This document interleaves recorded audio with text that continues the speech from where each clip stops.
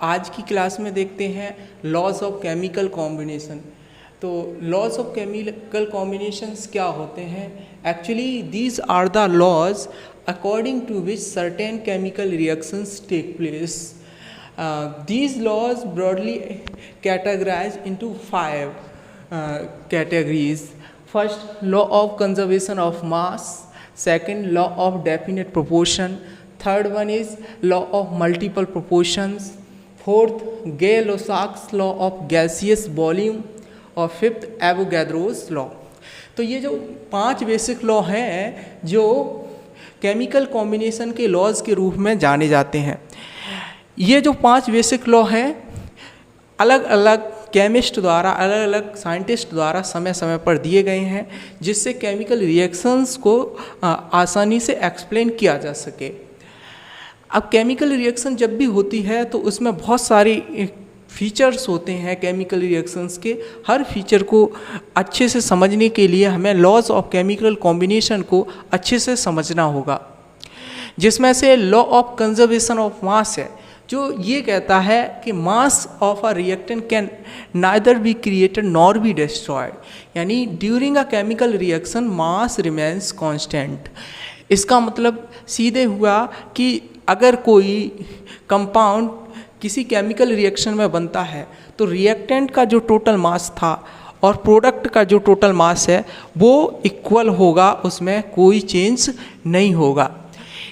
इसको हम लिखना चाहें तो हम लिख सकते हैं law of conservation of mass कहता है अकॉर्डिंग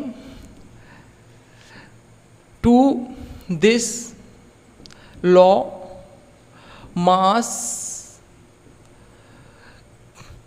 कैन नाइदर बी, चलिए इसको कुछ इस तरीके से समझते हैं। यहाँ पर हम डेफिनेशन नहीं लिखते इसकी, हम आपको बता दे रहे हैं, डेफिनेशन तो आप खुद ही लिख सकते हैं। यानी लॉ ऑफ कंजर्वेशन ऑफ मास का मतलब है मास can neither be created nor be destroyed. अब मान लीजिए कोई केमिकल रिएक्शन हो रही है A प्लस बी, यानी ये है रिएक्टेंट्स और इन दोनों के बीच में रिएक्शन होने से प्रोडक्ट बना C प्लस D, ये रहा इसका प्रोडक्ट। अब law of conservation of mass के अकॉर्डिंग हम क्या कर सकते हैं, रिएक्टेंट का जो टोटल मास होगा, यानी total mass that will be equal to the total mass of product. Total mass of product. अब ये जो प्रोडक्ट है यहाँ पर आपको दिख रहा है, ये रहा reactant A plus B, C plus D, ये रहा प्रोडक्ट। तो दोनों का जो मास है दैट विल बी इक्वल, वो उसमें कोई चेंज नहीं होगा। इसको सिंपल एक एग्जांपल से हम समझते हैं। एक एग्जांपल हमने ले लिया sodium chloride react with silver nitrate. Sodium chloride react with silver nitrate to form sodium NaNO3, sodium nitrate plus silver chloride AgCl2। एक रिएक्शन आप देख लीजिए, sodium chloride react with silver nitrate to form sodium nitrate plus silver chloride. Suppose that silver nitrate का जो मास है वो है 34 ग्राम। Sodium nitrate जो यहाँ पर बन रही है उसका मास मान लिया हमने 17 ग्राम। सिल्वर क्लोराइड है, इसका मास मान लिया हमने 28.70 ग्राम। ये केमिकल रिएक्शन है जिसमें आप देख सकते हैं अलग अलग जो सब्सटेंस है उसका मास आप समझ सकते हैं। ये 34 ग्राम हमने ले लिया है सिल्वर नाइट्रेट का, 17 ग्राम ले लिया है हमने सोडियम नाइट्रेट का, और 28.70 ग्राम ले लिया सिल्वर क्लोराइड का। According to the law of conservation of mass, तो टोटल मास रिएक्टेंट का जो है वो प्रोडक्ट के मास के कुल इक्वल होना चाहिए। तो सोडियम क्लोराइड का मास कैलकुलेट कीजिए, इसका मास कितना होगा। तो ऑब्वियसली है, मान लिया सोडियम क्लोराइड का मास कितना है x। Let mass of sodium chloride be x। तो अकॉर्डिंग टू द, यहाँ लिख सकते हैं according to the law of conservation of mass, conservation of mass, इसके अकॉर्डिंग क्या हो जाएगा, x plus 34 is equal to 17 plus 28.70, क्योंकि जो रिएक्टेंट है उसका टोटल मास प्रोडक्ट के बराबर होगा। तो ये रिएक्टेंट है, तो इस इक्वेशन को सॉल्व कर लेंगे तो कितना निकल कर आएगा, x is equals to 17 plus 28.70 minus 34। तो x बराबर यहाँ से हम निकाल सकते हैं, इनको ऐड करें और इसको सबट्रैक्ट करें। तो सबट्रैक्ट करने से आपको कितना मिल जाएगा, 34 में से 17 निकाल दो, कितने जाएंगे बचेंगे, 17 बचेंगे, और 17 इसमें से घटा दो तो कितने बचेंगे, 10 घटा दो तो 18, और 17 घटा 7 और घटा दो तो 11, लगभग 11.70, यानी इतने ग्राम, 11.70 ग्राम यहाँ पर जो मास निकल के आ रहा है, ये है मास सोडियम क्लोराइड का। तो इस प्रकार से हम और बहुत सारे एग्जाम्पल लेके इसको समझ सकते हैं कि जब भी कोई केमिकल रिएक्शन होती है तो उस केमिकल रिएक्शन में रिएक्टेंट का जो टोटल मास होगा वो प्रोडक्ट के टोटल मास के बराबर होता है। इसमें से कोई सा भी मास जो है वो रिएक्शन में कहीं गायब नहीं होता, नहीं बनता है, नहीं मिटता है। इसको हम दूसरे टर्म में ऐसे कह सकते हैं, मास can neither be created nor be destroyed, it remains constant. तो केमिकल रिएक्शन के लिए हम कुछ अलग तरह से भी कह सकते हैं, during a chemical reaction mass remains conserved, इस प्रकार से भी हम कह सकते हैं। अगर हम इस पर ध्यान दें तो ये एक बहुत ही इम्पोर्टेंट लॉ है जो एंटनी लेवोइजियर ने दिया था, लॉ ऑफ कंजर्वेशन ऑफ मास। लेकिन इसकी अगर वैलिडिटी की बात की जाए तो इसको हम वैलिडेट कर सकते हैं कई प्रकार से। एंटनी लेवोइजियर ने इसको वैलिडेट किया था कंबक्शन रिएक्शंस को लेकर। उन्होंने बहुत सारी केमिकल रिएक्शंस कराई जिसमें उन्होंने मोस्टली कंबक्शन रिएक्शन कराई। कंबक्शन रिएक्शन तो जानते ही हैं, बर्निंग रिएक्शन, जिसमें कोई फ्यूल है बर्न करता है ऑक्सीजन के साथ और कार्बन डाइऑक्साइड, वाटर और अलग अलग प्रोडक्ट दे सकता है।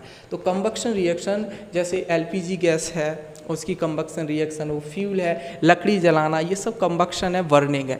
तो कंबक्शन रिएक्शन उन्होंने अलग अलग सब्सटेंसेस की और उन पर और जो प्रोडक्ट मिला तो और उनके मास की जब गणना की, उनको कैलकुलेट किया और मेज़र किया, तब तो उन्हें पता चला कि मास हमेशा कांस्टेंट रहता है, कंजर्व्ड रहता है, मास में कोई चेंज नहीं आता है। रिएक्टेंट का प्रोडक्ट का जो टोटल मास है वो सेम रहता है, उसमें कोई अंतर नहीं है। इसको हम एक दूसरे एग्जांपल से और समझने की कोशिश करते हैं। चलिए इसको मिटालते हैं और एक दूसरा एग्जांपल लेते हैं, उससे आपको कुछ और अच्छे से क्लियर हो जाएगा। देखिए, हम एक इक्वेशन लिखते हैं जो अक्सर कॉमन इक्वेशन है जल और वाटर की, H2 प्लस O2। अगर हम इस इक्वेशन को देखें तो ऑक्सीजन और हाइड्रोजन के रिएक्शन होने से वाटर बनता है H2O। इसको बैलेंस कर देते हैं, 2 इधर लगा देते हैं और 2 इधर लगा देते हैं, ये रिएक्शन हो गई बैलेंस। अब माना किसी केमिकल रिएक्शन में 4 ग्राम हाइड्रोजन रिएक्ट करता है, ऑक्सीजन की अमाउंट पता नहीं है कितनी अमाउंट है, और 36 ग्राम हमें वाटर मिलता है। तो find out the amount of oxygen react with hydrogen to form water. तो ये आपको कैलकुलेट करना है, क्योंकि लॉ ऑफ केमिकल कॉम्बिनेशन में ये लॉ ऑफ कंजर्वेशन मास है, वैलिड है, सारे लॉ वैलिड है लॉ ऑफ केमिकल कॉम्बिनेशन के। तो जब ये law of conservation of mass valid है तो इसको निकालने में क्या प्रॉब्लम है। रिएक्टेंट क्या होगा यहाँ पर, ये दोनों मिलके क्या है, रिएक्टेंट है। रिएक्टेंट ये क्या है, ये प्रोडक्ट है, प्रोडक्ट। तो mass of reactant will be mass equal to the mass of product. मान लिया ऑक्सीजन का मास कितना x, तो 4 + x इज इक्वल टू 36। तो x इज इक्वल टू 36 - 4, तो x इज इक्वल टू 32 ग्राम। तो यहाँ से निकल कर आ गया कि ऑक्सीजन का जो मास है रिएक्ट करेगा वो होगा 32 ग्राम। चलिए एक एग्जांपल से और समझते हैं। माना हमने एक केमिकल रिएक्शन है Na2CO3 सोडियम कार्बोनेट रिएक्ट कर रही है, ये डिकम्पोज हो रहा है sodium Na2O sodium oxide plus carbon dioxide.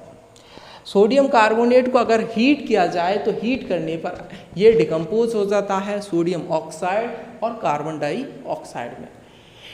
माना सोडियम कार्बोनेट की जो अमाउंट है वो थी 10 ग्राम और सोडियम ऑक्साइड की अमाउंट है 5.6 ग्राम। कार्बन डाइऑक्साइड की अमाउंट है 4.4 gram. Is this law consistent with law of conservation of mass? क्या ये law of conservation of mass के अकॉर्डिंग कंसिस्टेंट है या नहीं, ये आपको चेक करना है।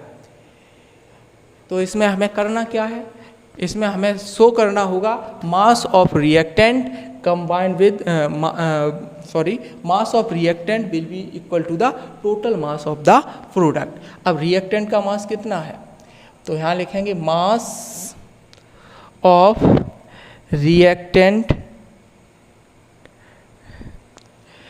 बराबर 10 gram, mass of product is equals to 5.6 + 4.4 that is equal to 10 gram. Clear है? Clearly mass of product is equal to mass of reactant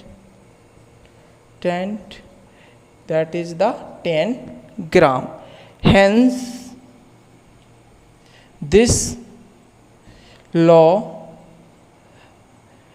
is consistent with law of conservation of mass, conservation of mass. तो law of conservation of mass के according ये consistent है, क्योंकि reactant और product का जो total mass है वो इक्वल इसमें आ रहा है। अगर हम ध्यान दें, एक एग्जांपल और ले लें, शायद तो आपको और अच्छे से क्लियर हो जाएगा। इसको मिटा देते हैं, यहाँ पर हम एग्जाम्पल लिख लेते हैं। यहाँ पर हम एग्जाम्पल लेते हैं sodium hydroxide. Sodium hydroxide that is the NOH react with carbon dioxide gas to form sodium carbonate Na2CO3 plus H2O। इस तरीके से सोडियम हाइड्रोक्साइड कार्बन डाइऑक्साइड के साथ रिएक्शन करके ये रिएक्शन दे रहा है। Let mass of sodium hydroxide be 224.4 gram. Mass of carbon dioxide unknown है, या चलो हम इसका मास ले लेते हैं। इसका मास ले लिया हमने 88 ग्राम।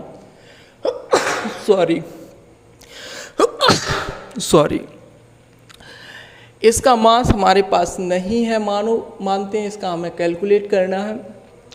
और H2O का मास हमने ले लिया 36 ग्राम। तो इस केमिकल रिएक्शन में आप देख रहे हैं सोडियम हाइड्रोक्साइड कार्बन डाइऑक्साइड के साथ रिएक्ट करके सोडियम कार्बोनेट और जल का निर्माण, वाटर का निर्माण कर रहा है। तो इस रिएक्शन में आपके पास 3 सब्सटेंसेस के मास दिए गए हैं, इसका कैलकुलेट करना है। क्योंकि लॉ ऑफ केमिकल कॉम्बिनेशन में लॉ ऑफ कंजर्वेशन ऑफ मास अभी समझ रहे हैं, वैलिड है, वैलिडेटेड है, तो इसका टोटल मास इनके टोटल मास के बराबर होगा। कैलकुलेट कीजिए, सोडियम कार्बोनेट का टोटल मास कितना निकल कर आएगा, तो इनका टोटल मास निकालते हैं।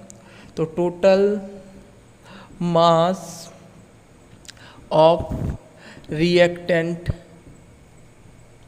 कितना हो जाएगा, 224.4 प्लस 88 इज इक्वल्स टू, इसका मान लिया x प्लस 36, तो x बराबर 224.4 प्लस 88 माइनस 36, तो x इज इक्वल्स टू, निकाल लीजिए यहाँ से कितना ले, 36 इसमें से घटा दो तो कितने बचेंगे, 88 में से 36 गए, 50, 52 बचेंगे, 52 बचेंगे और 52 इसमें ऐड कर दो तो कितने आएंगे, 2, 5 और 2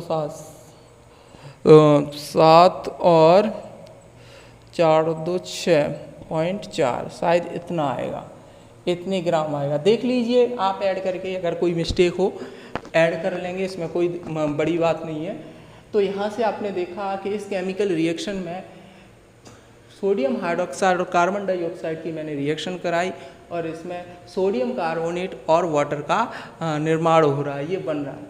तो इसमें आप देख सकते हैं law of conservation of mass validated है, उसका यूज़ करके किस प्रकार से हमने सोडियम कार्बोनेट का मास निकाल लिया, 3 का मास पता था, चौथे का मास हमने कैलकुलेट कर लिया।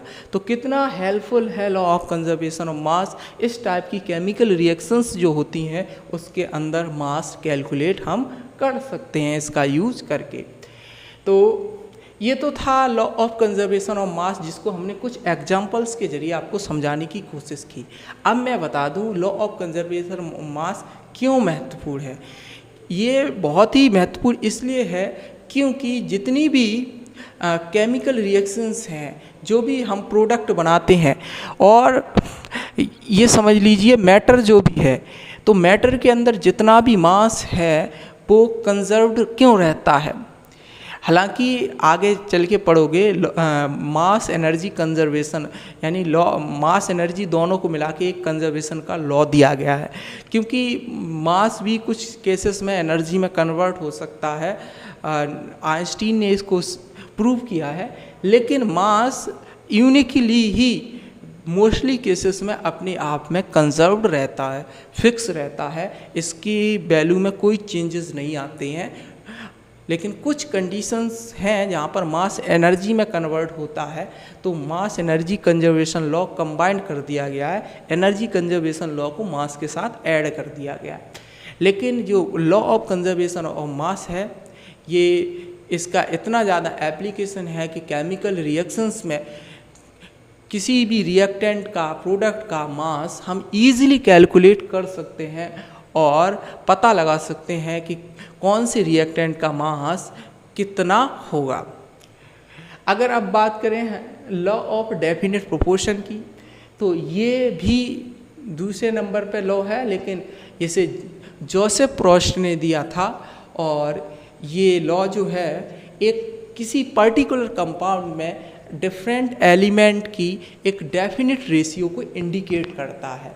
इसको एग्जाम्पल से हम समझते हैं और फिर इसकी डेफिनेशन यहाँ पर हम बता देंगे, उसको आप नोट कर लेना।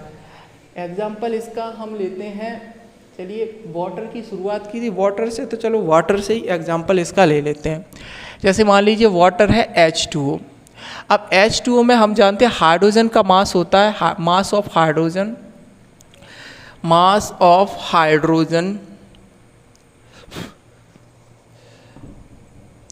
Equal to 1 unit, mass of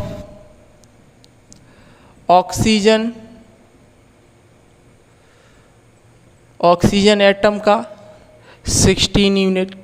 तो यहाँ से आप देख सकते हैं हाइड्रोजन का 1 यूनिट मास और ऑक्सीजन का 16 यूनिट मास। तो H2 का मास कितना हो जाएगा? H2 का मास 2 × 1 यानी 2 यूनिट। ऑक्सीजन का मास O2 का मास अगर बात करें 2 × 16 32 यूनिट। अगर वाटर की बात करें तो इस वाटर में कितनी है? हाइड्रोजन कितनी है? हाइड्रोजन के 2 एटम है, ऑक्सीजन का 1 एटम। तो यहाँ पर अगर मास का रेशियो निकाला जाए इनका, तो हाइड्रोजन का मास 2 यूनिट, 2 हाइड्रोजन एटम का मास कितना है? 2 यूनिट। तो इस और ऑक्सीजन के 1 एटम का मास कितना है? हाइड्रोजन का 2 यूनिट हो जाएगा, ऑक्सीजन का 1 एटम का 16 यूनिट हो जाएगा। तो यहाँ से आप देख सकते हैं कि हाइड्रोजन का 2 यूनिट मास 16 यूनिट ऑक्सीजन के साथ कंबाइन करेगा तो वाटर मॉलिक्यूल बनेगा। अगर इनका रेशियो निकालें तो क्या निकलेगा? 2 / 16, यहाँ से आया 1/8। अगर रेशियो देखें तो 1:8।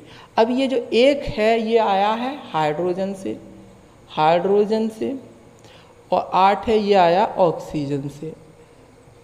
तो यहाँ पर हाइड्रोजन और ऑक्सीजन का जो रेशियो है वो दैट इज़ द 1:8। अब जो वाटर है, चाहे वाटर किसी लेक से निकाला जाए, नाली में बहने वाला पानी हो, ज़मीन से निकलने वाला पानी हो, या रेन वाटर हो जब पानी, या ग्लेशियर में जमा हुआ आइस के रूप में पानी हो, या समुद्र का पानी हो, यानी वाटर किसी भी सोर्स से प्राप्त हो, irrespective of the source its composition remains constant. यानी इसकी जो कंपोजिशन है वो कांस्टेंट रहेगी, दैट इज़ द 1:8। यानी वाटर जो है 1:8 में ही मिलेगा, चाहे आप किसी भी सोर्स से इसको निकाल लें, ज़मीन से निकालें, चाहे बादल से बरसने वाला पानी के रूप में हो, या बर्फ़ के रूप में जमा ग्लेशियर में हो, या फिर समुद्र का पानी हो। यानी वो पानी जो भी होगा उसकी कंपोजिशन यही होगी 1:8, जिसमें 1 जो है वो है हाइड्रोजन का और 8 जो है वो है ऑक्सीजन का। और ये जो रेशियो है वो मास का रेशियो लिया गया है।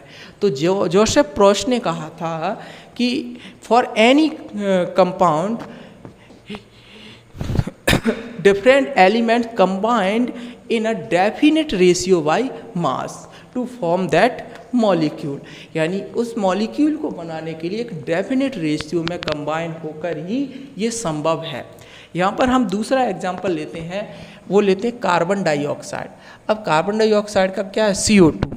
अब इस कार्बन डाइऑक्साइड में कार्बन का जो मास होता है 12 यूनिट है और ऑक्सीजन का कितना होता है? 16।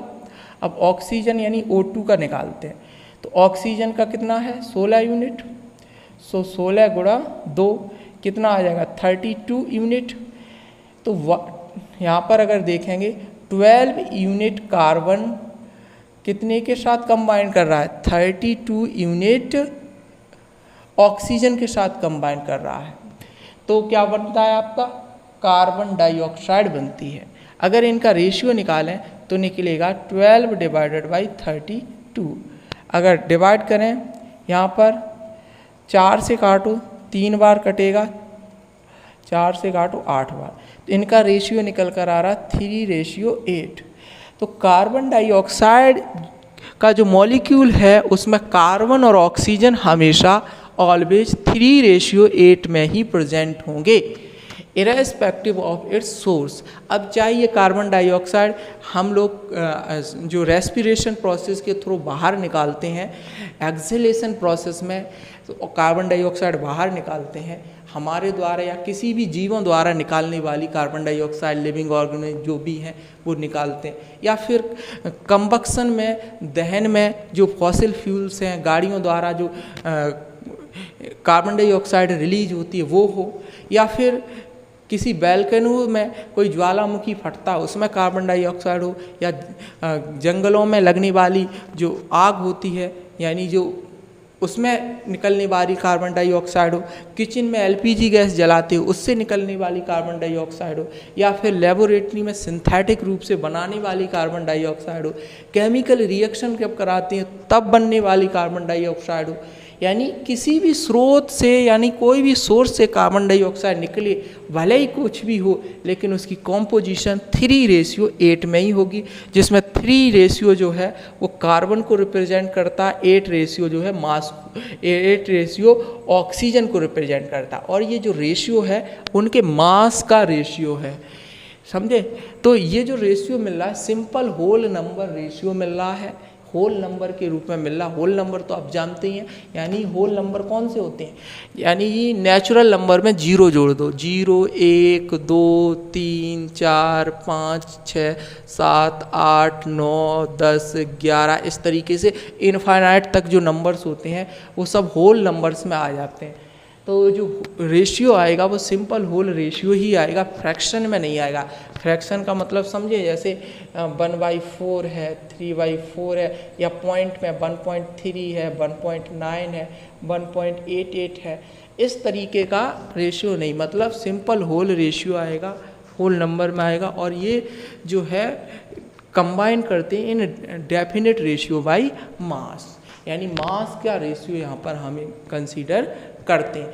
एग्जाम्पल लेंगे इसके, कुछ समझाएंगे एग्जाम्पल के, और यहाँ पर न्यूमेरिकल का एक न्यूमेरिकल ले लेंगे एग्जाम्पल के रूप में, यहाँ और क्लियर हो जाएगा।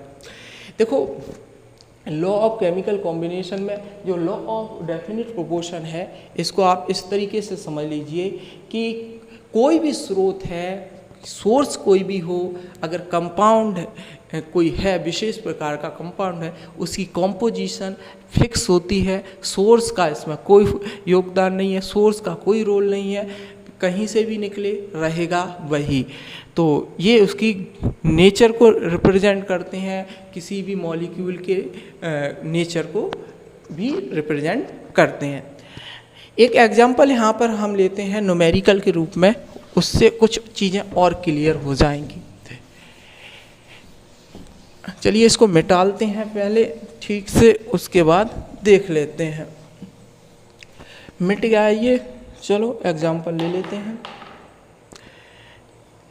हाँ चलो, एग्जाम्पल लेने से पहले मेरे ध्यान में आ रहा है, हाँ तो जोसेफ प्रोस्ट जो थे उन्होंने कुपरिक ऑक्साइड पर एक्सपेरिमेंट किया, तो क्या पाया उन्होंने पाया जो क्यूपरिक ऑक्साइड है,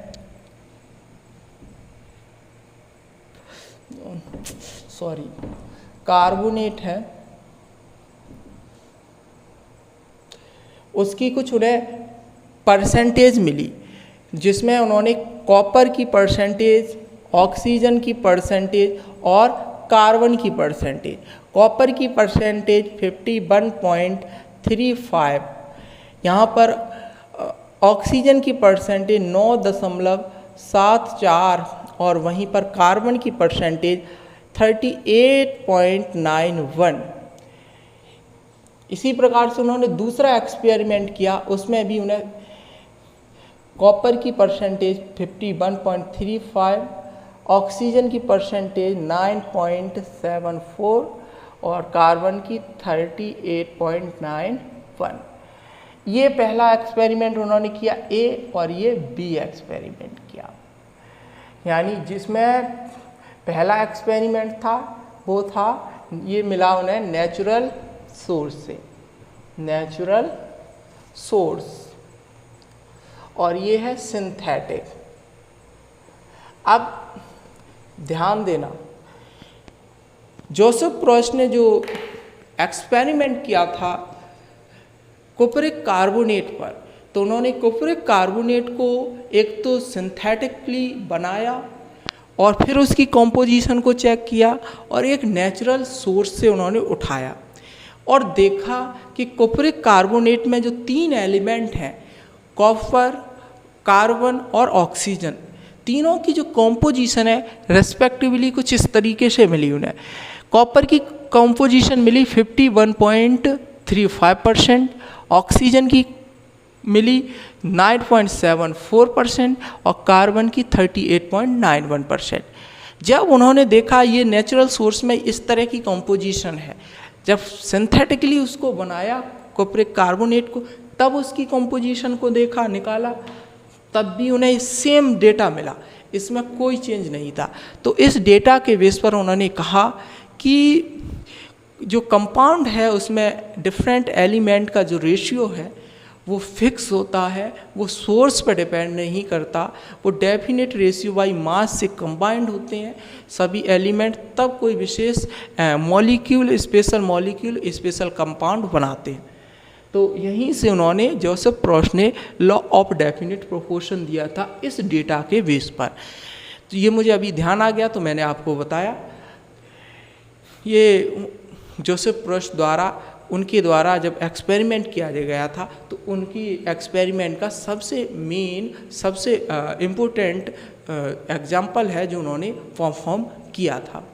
अगर बात करें कुछ न्यूमेरिकल की, तो न्यूमेरिकल भी यहाँ पर हम ले लेते हैं और उसको समझ लेते हैं। न्यूमेरिकल चलिए लेते हैं इस पर ले लीजिए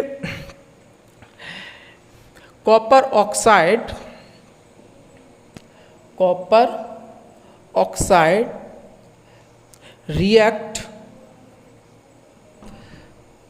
अब यहाँ पर ध्यान देंगे, कॉपर ऑक्साइड जो है इसकी अमाउंट हम मान लेते हैं 1.288 ग्राम।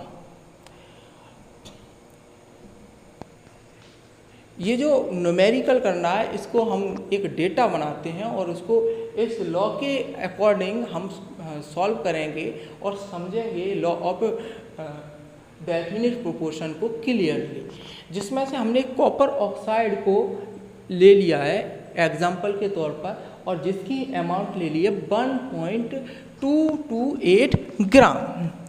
अब इस ग्राम, ये जो हमें कंपाउंड मिला, इसमें से कॉपर की जो अमाउंट है दैट वाज Cu की जो अमाउंट है is equal to 1.03 gram. Oxygen की अमाउंट कितनी होगी आपको पता करना होगा। इसी प्रकार से एक पहला केस हमने ये ले लिया और दूसरा केस इसमें हमने ले लिया कॉपर ऑक्साइड जो है, यहाँ लिख लेते हैं कॉपर ऑक्साइड, यहाँ मिला हमें ये कॉपर। दूसरा केस हम लेते हैं, इसमें कॉपर ऑक्साइड की 3.672 ग्राम, कॉपर की हमने यहाँ पर ले ली 2.938 ग्राम। तो दो केसेस हमने ले लिए। लॉ ऑफ डेफिनेट प्रोपोर्शन को समझने के लिए सबसे बेटर एग्जांपल होगा ये। कॉपर ऑक्साइड एक कोई कंपाउंड है जिसकी अमाउंट है 1.288 ग्राम, इसमें कॉपर है वो प्रेजेंट है 1.03 ग्राम।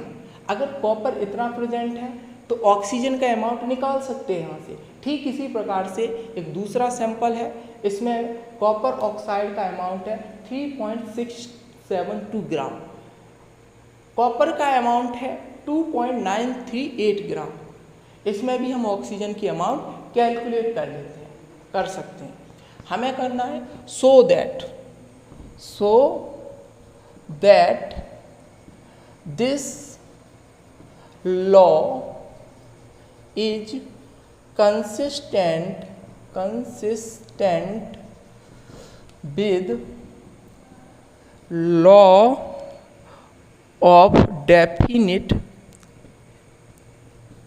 proportion। अब हमें शो करना है कि ये लॉ डेफिनेट प्रोपोर्शन के अकॉर्डिंग कंसिस्टेंट है। इस तरह से अगर आपको कोई इसको कर लिया तो डेफिनेट प्रोपोर्शन पे सारे क्वेश्चन कर लेंगे, कोई इससे मतलब हैवी नहीं होगा, इसी टाइप के क्वेश्चन बनते हैं। तो हमें यहाँ से मिला पहले केस में ऑक्सीजन का अमाउंट निकाल लेते हैं। ऑक्सीजन पहले केस में कितनी होगी, 1.288 ग्राम माइनस 1.03 ग्राम।